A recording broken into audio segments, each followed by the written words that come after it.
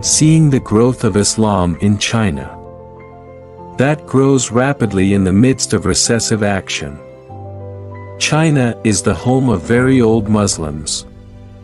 The message of Islam in China was voiced shortly after the Prophet Muhammad died in 632 AD. The figure who brought Islam to China was Sa'ad bin Abi Waqqash, on the orders of the Prophet's friend, Caliph Usman bin Affan.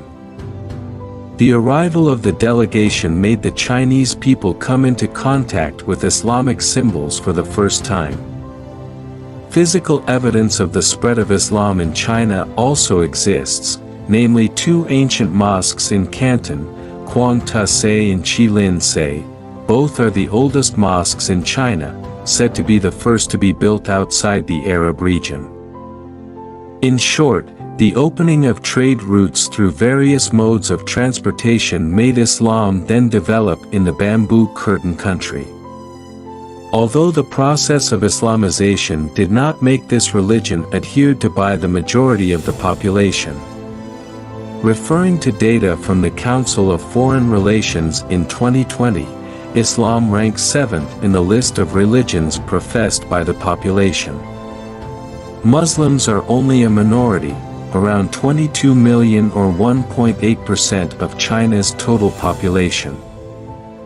They are divided into 10 ethnic groups. The largest are the Hui, who follow the majority of the Han population and are in Ningxia, China's western region.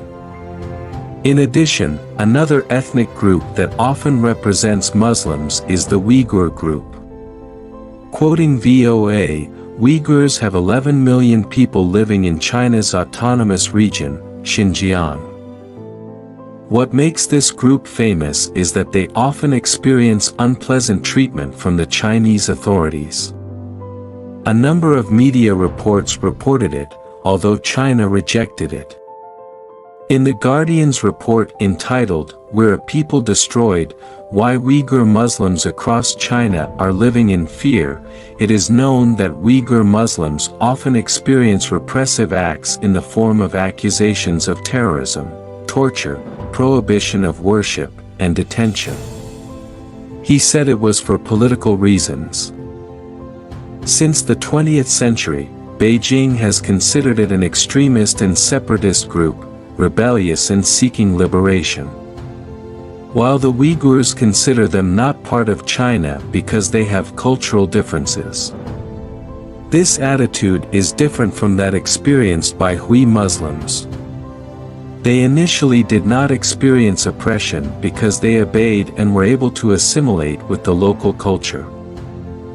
However, Beijing's tough political stance on terrorist groups has hit Hui Muslims hard. In the reports of the South China Morning Post and Al Arabiya in 2018, repression also occurred against the Hui, such as restrictions on studying religion, priests, banning the call to prayer for reasons of reducing noise pollution and Islamic symbols. However, in the midst of that pressure, how is the existence of Islam in China?